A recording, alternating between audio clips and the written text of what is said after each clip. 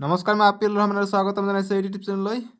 চ' এইখন হৈছে তোমালোকৰ ছ'চিয়েল ছায়েন্সৰ চেম্পল কুৱেশ্যন পেপাৰ হয় এইটো। চ' ইয়াৰ পৰা তোমালোকৰ পৰীক্ষাত যথেষ্ট প্ৰশ্ন কমন আহিব। চ' ইয়াত ধুনীয়াকৈ লিখা আছে বস্তুখিনি 2026 ছ'চিয়েল ছায়েন্স। ফুল মাৰ্ক হৈছে 90 আৰু 5 মাৰ্ক হৈছে 27। ঠিক আছে। চ' আমাক প্ৰথমত ছেকশ্যন এ দি আছে ক শাখা। চ' আমি কমপ্লিট কুৱেশ্যন পেপাৰটো ডিছকাছ কৰিম, কেনেকুৱা ধৰণৰ কুৱেশ্যন পেপাৰ আহিব আৰু খ শাখা আছে। ঠিক আছে। চ' তোমালোকে এইটো ভিডিঅ' চালে ইয়াৰ পৰা যথেষ্টখিনি কমন পাবা, কিয়নো এইটো চেম্পল ফৰ SSLC 2026 হয়। চ' ছেকশ্যন এ ক শাখাত আমাক MCQ দিছে। তলত দিয়াবোৰৰ শুদ্ধ উত্তৰবোৰ বাছি উলিওৱা। গতিকে শুদ্ধ উত্তৰবোৰ বাছি ওলাব কৈছে। যেনেকুৱা প্ৰথমত 1 নম্বৰ দিছে যে তলৰ কোনটো বংগ বিভাজনৰ অন্তৰ্নিহিত উদ্দেশ্যৰ সঠিক ব্যাখ্যা।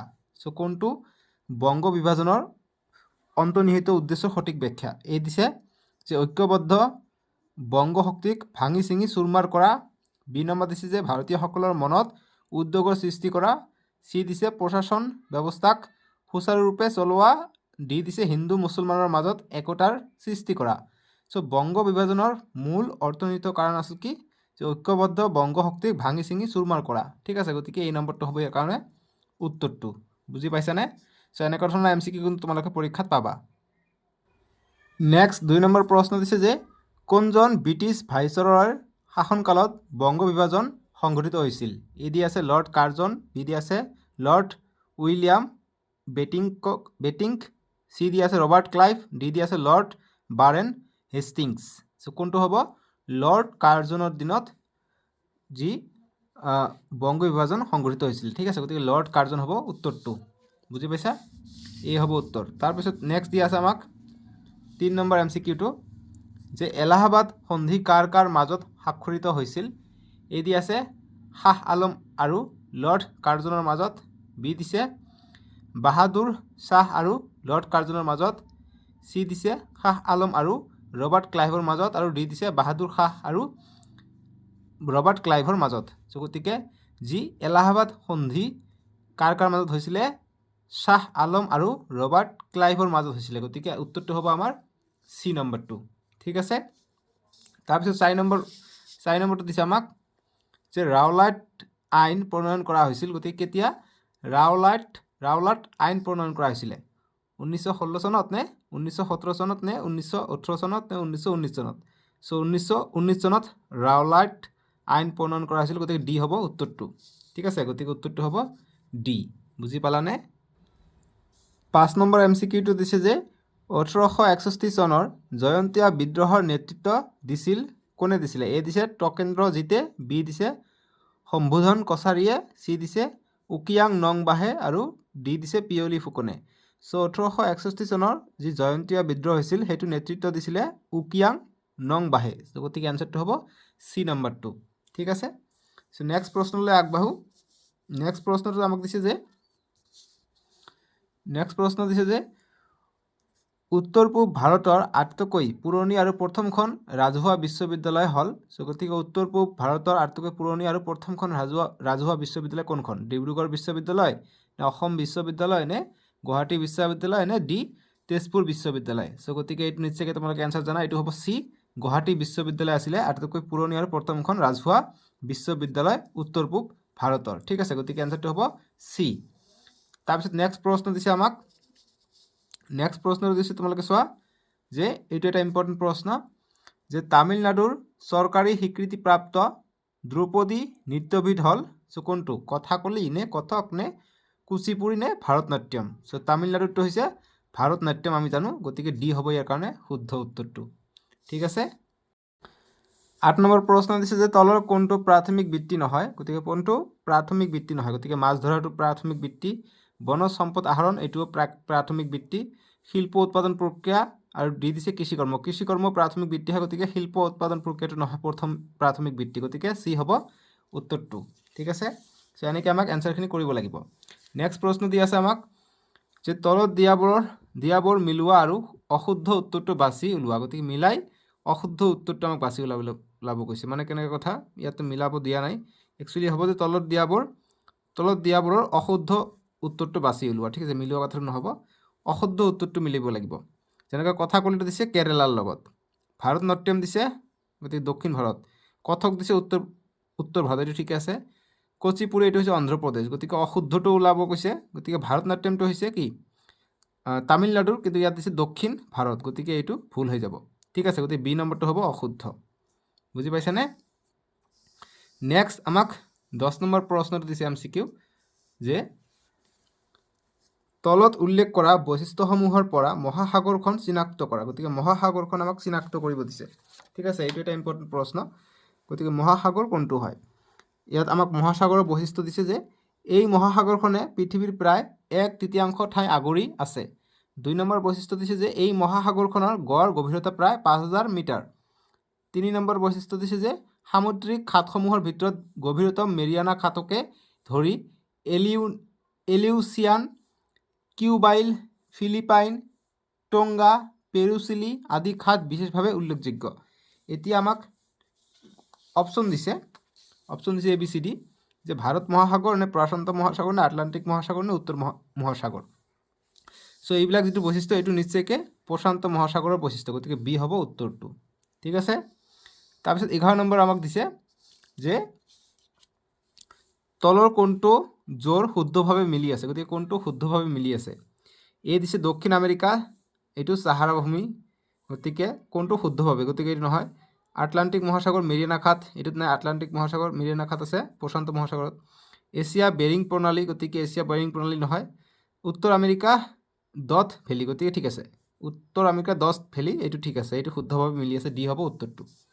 ঠিক আছে, নেক্সট তাৰপিছত আমি 11 নম্বৰটো চাম। 11 নম্বৰ কৈছে যে মণিৰাম দেৱানৰ লগত আৰু কাক ফাঁচি দিয়া হৈছিল। চ' গতিকে এইটো ভেৰি ভেৰি ইম্পৰ্টেণ্ট প্ৰশ্ন, এইটো হ'ব পিয়লি বৰুৱা, গতিকে চি হ'ব উত্তৰটো। ঠিক আছে, বুজি পালা? 13 নম্বৰ MCQ দিছে যে সপ্তকাণ্ড ৰামায়ণ অসমীয়ালৈ কোনে অনুবাদ কৰিছিল। এ দিছে শ্ৰী শ্ৰী শংকৰদেৱ, বি দিছে শ্ৰী শ্ৰী মাধৱদেৱ, চি দিছে মাধৱ কন্দলী আৰু ডি দিছে অনন্ত কন্দলী। চ' গতিকে সপ্তকাণ্ড ৰামায়ণ অসমীয়ালৈ কোনে অনুবাদ কৰিছিলে? শ্ৰী শ্ৰী মাধৱদেৱে অনুবাদ কৰিছিলে, গতিকে বি হ'ব। চৰি এই কি ভুল কৰিলোঁ, মাধৱ কন্দলী। মাধৱ কন্দলীয়ে সপ্তকাণ্ড ৰামায়ণ অসমীয়ালৈ অনুবাদ কৰিছিল। ঠিক আছে, গতিকে মাধৱ কন্দলী হ'ব আমাৰ ইয়াৰ উত্তৰটো। ঠিক আছে, গতিকে চি হ'ব উত্তৰটো, এনচাৰ হ'ব চি। বুজি পাইছা? এতিয়া নেক্সট প্ৰশ্ন আমাক দিছে 14 নম্বৰ MCQটো যে তলত দিয়াবোৰ মিলোৱা। গতিকে তলত দিয়াবোৰ মিলাব কৈছে, যেনেকুৱা জয়ন্তীয়া বিদ্ৰোহ, এইটো টিকেন্দ্ৰজিৎ। এই দিছে এইটো মানে কোনটোৰ লগত মিলিব? উত্তৰ কাছাৰ বিদ্ৰোহ, লৰ্ড ৱেলেছলি। 3 নম্বৰ মণিপুৰৰ বিদ্ৰোহ, এইটো হৈছে উকিয়াং নং বা। 4 নম্বৰ দিছে যে সত্য বিলোপ নীতি, এইটো হৈছে শম্ভুধন কছাৰী। চ' গতিকে কোনটোৰ লগত মিলিব?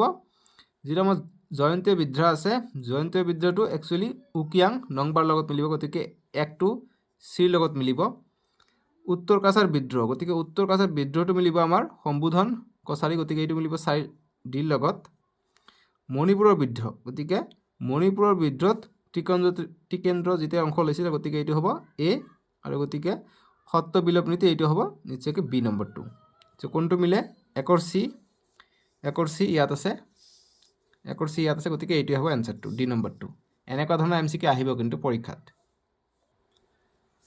15 নম্বৰ MCQ দিছে যে কোনখন চুক্তিৰ জৰিয়তে ব্ৰিটিছে সাম্প্ৰদায়িক বটোৱাৰা বাতিল কৰিবলৈ মান্তি হৈছিল। চ' কোনটোৰ? এই দিছে গান্ধী আৰউইন চুক্তি, গতিকে এইটোৱে শুদ্ধ হ'ব। গান্ধী আৰউইন চুক্তিৰ মতে ব্ৰিটিছে সাম্প্ৰদায়িক বটোৱাৰাৰ বাতিল কৰিবলৈ মান্তি হৈছিল। তাৰপিছত 16 নম্বৰ প্ৰশ্ন দিছে যে নিম্নলিখিত কোনটো উক্তি শুদ্ধ। এই দিছে ফুলগুৰি ধোৱা হ'ল ব্ৰিটিছৰ বিৰুদ্ধে কৃষক ৰাইজৰ প্ৰথম বিদ্ৰোহ, গতিকে এইটোৱে চাগে শুদ্ধ আছে। বি পথৰুঘাটৰ কৃষক বিদ্ৰোহত বেচৰকাৰী হিচাপ মতে 140 জন কৃষকৰ মৃত্যু আৰু আহত হৈছিল 150 জন।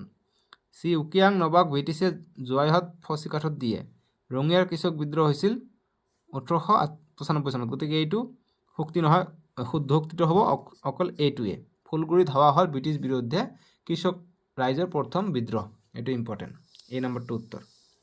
তাৰপিছত আমাক দিছে 17 নম্বৰ যে 2022 চনত কেন্দ্ৰীয় চৰকাৰৰ অধীনত থকা এয়াৰ ইণ্ডিয়াৰ মালিকত্ব টাটা গ্ৰুপলৈ হস্তান্তৰ কৰা কাৰ্যটো মূলত হ'ল, গতিকে কি হয়? আমি চৰকাৰীৰ পৰা প্ৰাইভেটলৈ গৈছে, গতিকে কি হ'ব? এইটো ব্যক্তিগতকৰণ হ'ব, গতিকে চি হ'ব উত্তৰটো। ঠিক আছে, এতিয়া 18 নম্বৰ প্ৰশ্ন দিছে যে আন্তঃৰাষ্ট্ৰীয় ফুটবল ফেডাৰেশ্যন ফিফাৰ মুখ্য কাৰ্যালয় ক'ত অৱস্থিত, গতিকে আমি সকলোৱে জানো এইটো জেনেভাত আছে। Option C is the correct answer. তাৰপিছত আমাক দিছে যে ভাৰতবৰ্ষত ৰাষ্ট্ৰীয় মানৱ অধিকাৰ আয়োগৰ সভাপতিজন কোন আছিলে, গতিকে সভাপতিজন কোন হ'ব পাৰে? এ দিছে উচ্চতম ন্যায়ালয়ৰ মুখ্য ন্যায়াধীশ হ'ব লাগিব, বি উচ্চ ন্যায়ালয়ৰ মুখ্য ন্যায়াধীশ হ'ব লাগিব, উচ্চতম ন্যায়ালয়ৰ প্ৰাক্তন মুখ্য ন্যায়াধীশ হ'ব লাগিব। গতিকে এই চিটো ঠিকে আছে, প্ৰাক্তন মুখ্য ন্যায়াধীশ হ'লেহে ভাৰতবৰ্ষৰ ৰাষ্ট্ৰীয় মানৱ অধিকাৰ আয়োগৰ সভাপতি হ'ব পাৰে। চ' চি হ'ব উত্তৰটো। 20 নম্বৰ প্ৰশ্ন দিছে যে ৰাষ্ট্ৰসংঘৰ সম্পৰ্কে তলৰ কোনবোৰ উক্তি সত্য? 1 নম্বৰ দিছে যে ইয়াৰ মূল লক্ষ্য হৈছে বিশ্ব শান্তি আৰু সুৰক্ষা, গতিকে ঠিকে আছে।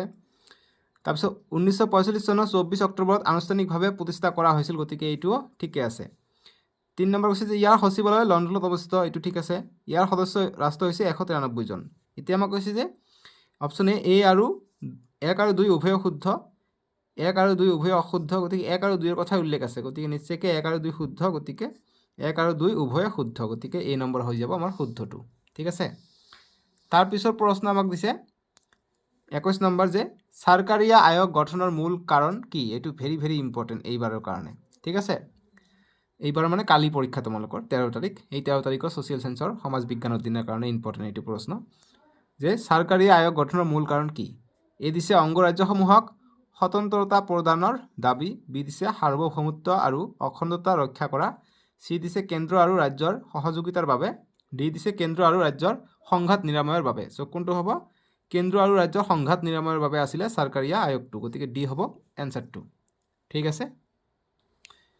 এতিয়া 22 নম্বৰ প্ৰশ্ন যে অমিলটো বিচাৰি ওলোৱা, এইটো কাৰেঞ্চিৰ ওপৰত দিছে। কাৰেঞ্চিৰ ওপৰত তোমালোকৰ প্ৰশ্ন আহিব, কাৰেঞ্চি ৰাজধানী। যি কি নহওক, ৰাছিয়াত কি কোৱা হয়? কাৰেঞ্চিক ৰুবুল বুলি কোৱা হয়, চীনক ইউৱান, ভাৰতত আমি ৰুপি বুলি কওঁ, ফ্ৰান্সত পেছো, গতিকে এইটো আমাক অমিলটো কৈছে, গতিকে এইটোৱে অমিল হ'ব, কিয়নো ফ্ৰান্সত ইউৰো বুলি কয়, ইয়াত পেছে বুলি দিছে, পেছো নহয়। ঠিক আছে, গতিকে ডি হ'ব এনচাৰটো। তাৰপিছত 23 নম্বৰ প্ৰশ্নটো আমাক দিছে যে সংগীতাৰ 500 টকীয়া নোটখন ফাটি গৈছে, কিন্তু বেংকে গ্ৰহণ কৰি নতুন নোট এখনেৰে সলনি কৰি দিয়ে। ইয়াত মুদ্ৰাৰ কোনটো বৈশিষ্ট্য দেখুওৱা হৈছে? চ' গতিকে আমি যদি ভঙা চিঙা নোট লৈ বেংকত যাওঁ, সেইটো লৈ আমাক ভাল নোট দিয়ে। চ' এইটো কিহৰ কাৰণে? এই দিছে স্থায়িত্বৰ কাৰণে নে বিভাজনীয়তাৰ কাৰণে নে বিহিত বা বিধিসন্মতৰ কাৰণে নে হস্তান্তৰ যোগ্যতাৰ কাৰণে? চ' গতিকে এইটো স্থায়িত্বৰ কাৰণে, কাৰণ এইটোৰ স্থায়ী ভেলু এটা আছে, গতিকে 23ৰ এই হ'ব এনচাৰটো। বুজি পালা? নেক্সট প্ৰশ্ন দিছে যে ইউনিচেফ মূলত কাম কৰে কিহৰ কাৰণে? গতিকে শিশুৰ কাৰণে কাম কৰে। তাৰপিছৰ প্ৰশ্ন দিছে যে ভেটো ক্ষমতা আছে, গতিকে কাৰ ভেটো ক্ষমতা আছে? কেৱল নিৰাপত্তা পৰিষদৰ স্থায়ী সদস্যৰহে ভেটো ক্ষমতা থাকে, মনত ৰাখিবা, এইটো ইম্পৰ্টেণ্ট প্ৰশ্ন আছিলে। তাৰপিছত ৰাজধানীৰ ওপৰত এটা প্ৰশ্ন আছে, এইটো ইম্পৰ্টেণ্ট যে কানাডাৰ ৰাজধানী কি? হাভানা নে ওট্টাৱা নে নাছাও নে বোৎছো? চ' গতিকে ওট্টাৱা হ'ব কানাডাৰ ৰাজধানী, বি হ'ব উত্তৰটো। বুজি পালা?